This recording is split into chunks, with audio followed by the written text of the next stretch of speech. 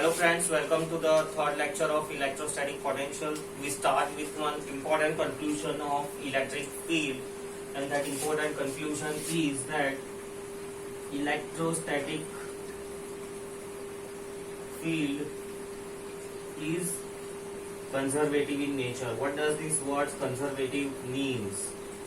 The word conservative in nature, it means that work done in a closed path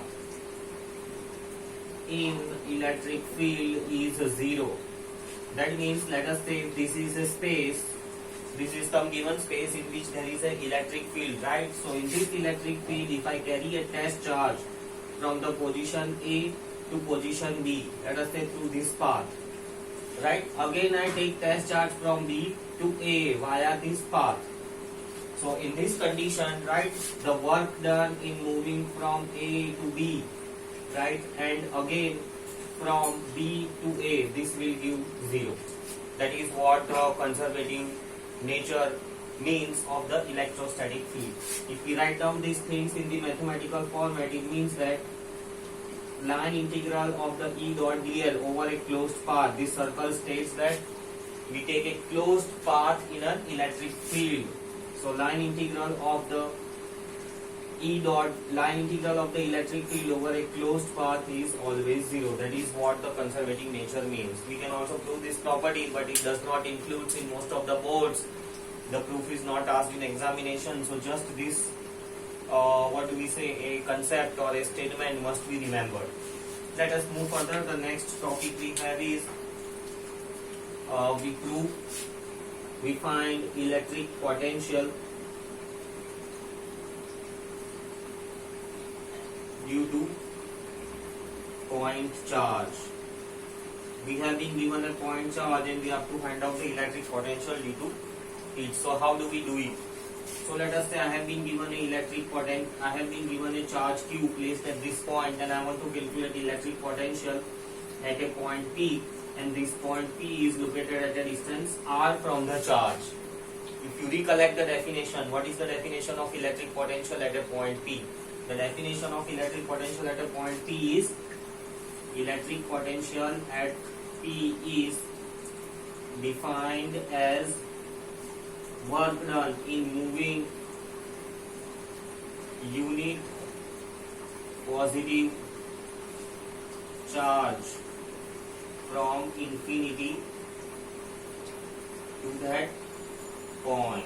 That is what the definition is of the electric potential. So I take a test charge, right? Let us say this is infinity, and from infinity I have to bring it to this point. Whatever work is done, that appears in the form of potential at this point. So let us derive the equation for electric potential due to a point charge. What are the steps? So I bring this test charge from infinity to the some point which is much closer to the Q, because infinity, it is very far away from the positive charge. Very far away from positive charge means this positive charge does not have any influence at this point, right? So if you move from infinity to a little bit distance, it's not going to create any work done, because here the field is almost zero. So if we move it, so in order to obtain some considerable work done, we move test charge from infinity to a some nearby point A, and this point A is located at a distance x from the charge. Now considering this point A as an infinity, if I move test charge through the small distance dx, what will be the work done? So small amount of the work done in moving the distance dx is given by force into distance, right? Let us evaluate this. So if we evaluate this, force is Q naught into the electric field, right? Let us resolve this. Cos 180. Force and displacement are in exactly opposite direction. This charge will push the test charge in this direction, and displacement is occurring exactly in the opposite direction. So angle is 180 degree. Solving this further, we obtain as Q naught minus Q naught E dx. This is the small amount of the work done. I want to calculate the total work done. Total work done from infinity to the distance r, from infinity to the distance r. So the total work done in carrying the test charge, this test charge I bring it here, and we have taken the unique positive test charge. So let us say this test charge has a value 1 coulomb. So in the next step we'll substitute Q naught as 1. If you evaluate this thing, it will be minus the value of electric field is kq by x square, right? We have moved through the small distance dx. So at this point electric field was kq by x square dx. Limits are from infinity to the r. So this one will be minus kq, and integration of 1 upon x square is minus 1 upon x infinity to the r. This minus minus becomes plus. So it will give me kq upper limit minus lower limit. 1 upon infinity is 0. So the work done is kq by r, and this work done appears as a potential at a point P. So this is the potential due to a test charge. A potential due to a charge at a distance r. Next derivation we have is electric potential due to multiple charges. This is again superposition principle. You must be remembering superposition principle we applied to calculate force due to multiple charges. Then we applied superposition principle to calculate electric field due to multiple charges, and now the same thing we apply superposition principle to calculate potential due to multiple charges. So let us say I have been given multiple charges Q1, Q2, Q3 in this system, right? So what will be the potential due to these multiple charges? So potential I want to calculate at a point P. So as per the superposition principle, potential at a point P will be algebraic sum of potential due to individual charges. If there are n number of charge, then the potential due to individual charges will be added up. For better understanding, let us say charge Q3 is negative. Right, let us say Q1 has a position vector R1, Q2 has position vector R2, Q3 has position vector R3, and P has position vector R3. If we substitute the values of V1, V2 and V3, potential is a scalar quantity, right? So if we substitute the values, it will be kq by, this is 1 potential due to first charge, potential due to first charge at this point. So displacement vector will be from 1 to P. It is a scalar quantity, so no direction. Then kq by R2 to P plus kq by R3 to P, and so on. If we write down in summation format, then the potential at a point P will be given by k common, q common, summation of 1 upon R I P, where I starts from 1 and I belongs to natural number. This is the potential due to multiple charges. Simple application of superposition principle. Now here one more observation has to be done, that is, if we see force, if we see field, and if we see potential, right, regarding all these 3 points, we conclude that in case of the force, it is inversely proportional to the square of the distance.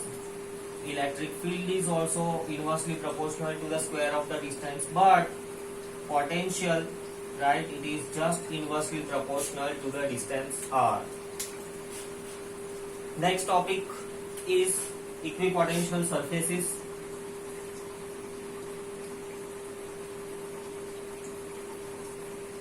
What do we mean by equipotential surface? Equipotential surface is surface on which potential at every point is same. Such surface is called as equipotential surface. Let us say this surface. If this surface potential, if I take here, potential if I take here, it is same, then we call it as equipotential surface. How can we obtain an equipotential surface? So let us see the equipotential surface theoretically, and then we'll see it mathematically. So if I have a charge Q, right, I have electric field radially outward due to this positive charge, and if I draw one symmetric surface, if I draw one symmetric surface, right, this circle or this sphere, it is located exactly at the same distance from the charge. So this sphere becomes equipotential surface. Every point on this sphere will have same potential. I can draw another equipotential surface at some other distance r. So similarly, there are multiple equipotential surfaces possible due to a positive point charge. Let us see another example of the equipotential surface. If I have been given electric field, right, this is the electric field that is existing in the surface, right. So here on this surface, if I consider here for this electric field, I have not drawn direction is this. So for this electric field, if I draw this surface,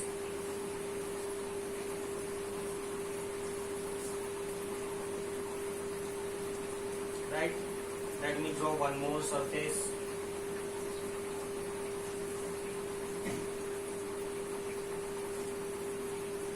So these surfaces are again equipotential surfaces. This is the direction of the electric field. So what do we conclude now? Equipotential surfaces, these are, I have drawn it theoretically. Now let us see mathematically this same statement. So if I evaluate this same statement mathematically, then surface on which potential at every point is same, potential at every point is same, that means potential difference is zero. First mathematical conclusion, if potential difference is zero, then work done in moving from A to B is zero, right?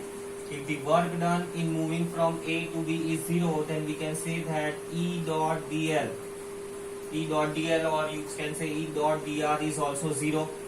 If E dot dl is zero, that means E dl cos theta is also zero. If this is zero, electric field cannot be zero. Electric field is already existing, right? Displacement, obviously we are moving a charge from one point to the other point, so displacement is also there.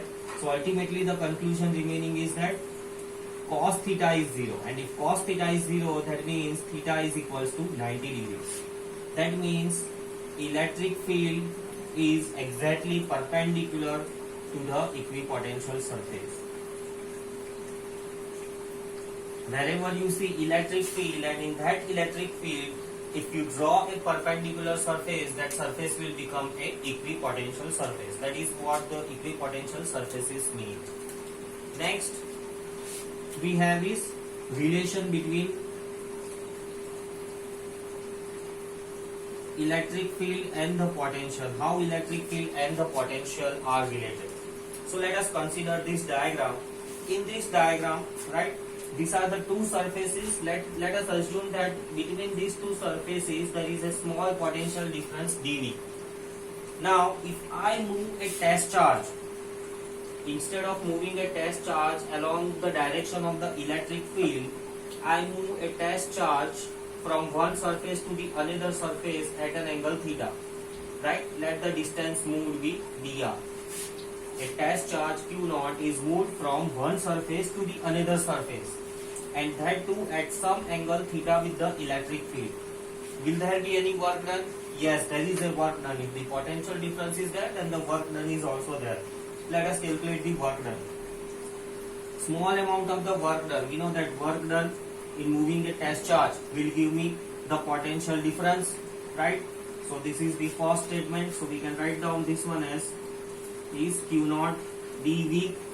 Now is work done against the electric field? Obviously yes. So this work done will be negative because the electric field is this direction. We have taken charge in this direction. So work is done on the system. So work done is minus Q0 dV.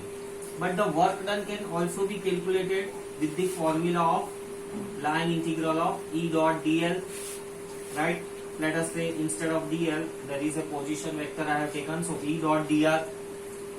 So work done can also be calculated by E dot dr. I don't want to integrate to find out its final value. If I evaluate this, it will give me E dr cos theta. Now both the work done should be same, right? This is the work done I have calculated from the definition. This is also a work done from the definition of the electric field. both the work done must be same. If I equate them, equating 1 and 2, equating 1 and 2, what do I get? I get minus q naught dv e dr cos theta. So here work done, I will have a test charge q naught, that is force into distance, so force is q naught e. So here also there will be q naught gets cancelled. I get E cos theta is equals to minus dV by dr. This is the relationship between electric field, potential and the difference. That is what it says. This term dV by dr, it is called as potential gradient. Potential gradient.